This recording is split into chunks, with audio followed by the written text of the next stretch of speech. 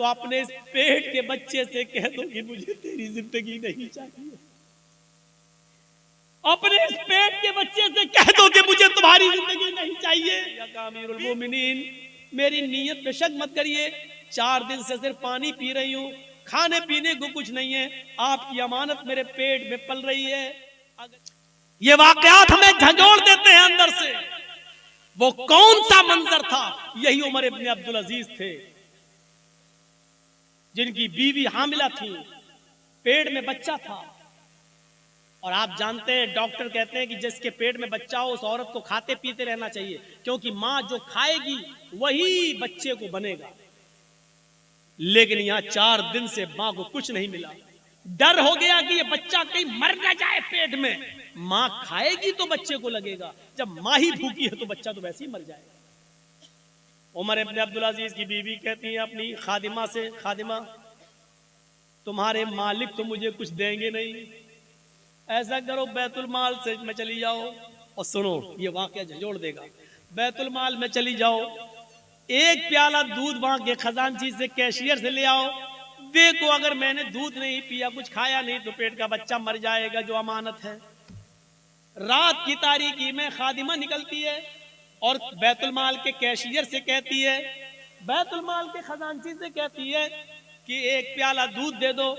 हमारी मालिकन उमर इब्न अब्दुल अजीज की बीवी को हमल है, पेट में बच्चा, 4 दिन से कुछ नहीं खाया, बच्चा कहीं भूख की वजह से मर न जाए। बच्चा अगर मर गया तो ये बहुत बड़ी जिम्मेदारी होगी, एक प्याला दूध दे दो।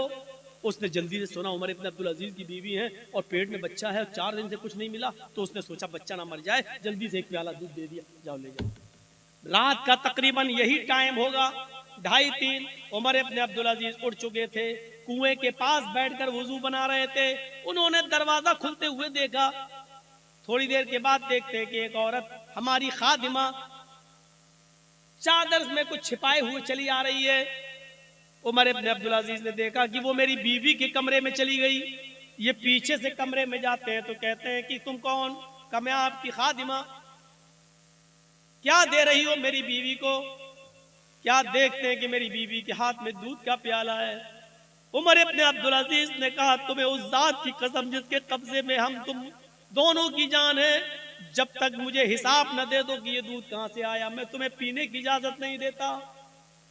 उमर इब्न अब्दुल अजीज की बीवी ने दूध का प्याला रोक लिया। कहा अमीरुल मोमिनीन, मेरी नीयत पे शक मत करिए, 4 दिन से सिर्फ पानी पी रही हूँ, खाने पीने को कुछ नहीं है, आपकी अमानत मेरे पेट में पल रही है।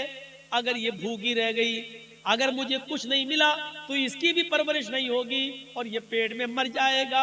इसलिए मैंने एक प्याला दूध बैतुल माल से मंगवा लिया। फरमाया मेरी बीवी, बैतुल माल के एक प्याला दूध को लेने के लिए हमें बैतुल माल के सारे मुसलमानों को जमा करना पड़ेगा।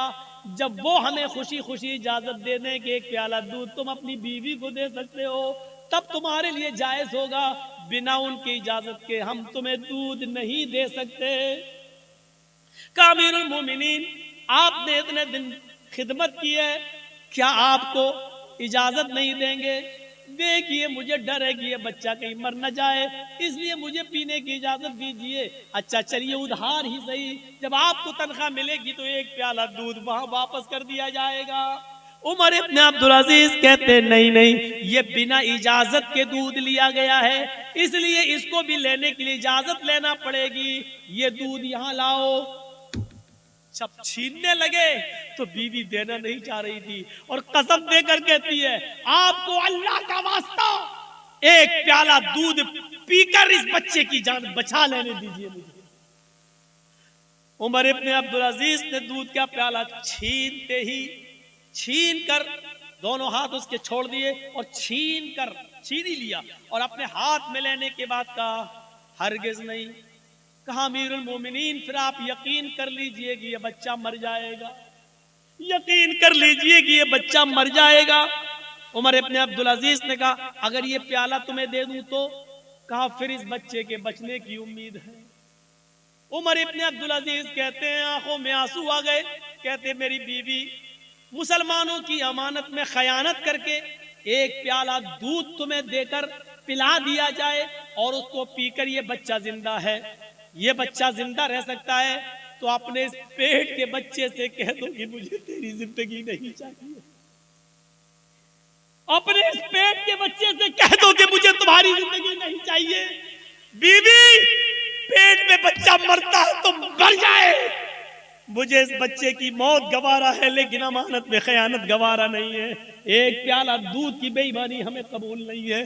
गए और बैतुल माल में वो दूध जमा करके बैतुल माल के कैशियर को नौकरी से हटा दिया कि तुमने मेरी इजाजत के बगैर ये दूध कैसे दिया। इन वाकयात की रोशनी में हम कैसे लग रहे हैं, और इन वाकयात की रोशनी में हम तो छोड़ो मोदी और योगी कैसे लग रहे हैं। इन वाकयात की रोशनी में मेरे भाइयों हम सब तसव्वुर करें, हम सब देखें, हम सब सीखें, हम सब जाने। और लाल बथानी वालों, हम बार बार तुम्हारा नाम लाल बथानी कह रहे हैं। नाम उन्हीं का लिया जाता है जिनसे मोहब्बत हो, नाम उनका लिया जाता है जिनके बारे में दिल में जगह हो। मैं इसलिए कह रहा हूं क्योंकि आपके बारे में कुछ तो गलतफहमियां मेरे दिल में डाली। 15 साल से हमसे बराबर कहा जा रहा उधर मत जाना, उधर मत जाना, और मेरी खोपड़ी में नहीं बैठ रहा था कि कौन लाल बथानी। 15 साल हो गए, हमारे जहन में नहीं आ रहा। अरे वहां तो ऐसा होता वैसा होता। अब मैं माइक में हूं, मैं बताऊंगा नहीं, वो सब रिकॉर्ड हो जाता है, इसीलिए मैं मना कर रहा था। ऐसा होता वैसा होता। कोई इस दुनिया के अंदर, सुन लो, कोई इतना नेक इंसान नहीं है कि जो इतना बड़ा नेक हो कि नेकियों में उसने फरिश्तों को फेल कर दिया हो। कोई इतना बड़ा नेक भी नहीं है कि उसकी इबादतें इतनी ज्यादा हो कि उसने फरिश्तों को से आगे निकल गया हो। और इस दुनिया में कोई इतना गुनाहगार भी नहीं कि गुनाहों में उसने इबलीस से भी वो आगे बढ़ गया हो। सुन लो, हम और आप बीच में हैं। न तो इतने नेक हैं कि हम जिब्राइल को फेल कर दें, न इतने हम नेक हैं कि फरिश्तों की इबादत से बढ़ जाएं, न इतने बड़े हम गुनाहगार हैं कि हम इबलीस को पीछे कर दें। इसीलिए फरमाया अल्लाह के रसूल ने, कुल्लु बनी आदम खत्ताऊन व खैरुल खत्ताईन तव्वाबून। हर इब्ने आदम से खता और गलती होती है, बेहतर गलती करने वाला और बेहतर गुनाहगार वो है गुनाह करके अपनी गलती की फौरन तौबा कर ले। जानबूझकर गुनाह नहीं, धोखे से गुनाह हो जाए तो अपनी गलती की फौरन तौबा कर ले और अपने रब को मना ले, अपने रब को राजी कर ले। लाल बथानी के लोगों, सुना है मैंने, अल्लाह करे कि ये चीज गलत हो, अल्लाह करे जिसने मुझे बताया हो ये चीज गलत साबित हो जाए। सुना है कि जहां भू माफियागिरी चलती है, जहां हम दूसरों की जमीनों पर कब्जा किए हैं, जमीन मेरी 4 बीघा है और हम 20 बीघा के मालिक बने बैठे, जहां ये बुराई हमारे अंदर है, वहां शराब नोशी भी बहुत ज्यादा बड़ी हुई है हमारे समाज में, मुआशरे में। जिसने मुझे बताया, अल्लाह करे कि ये खबर गलत हो, लेकिन अगर सही है तो समझ लो कि ये बहुत बड़ा जुर्म अजीम है। अभी सुन लिया, हजरत उमर फारूक ने अपने बेटे को भी कोड़े लगाए और क्या कहा कि मुझे अमर इब्ने आस पर शक है, ऐसा हो सकता है कि उन्होंने रियायत बरती हो।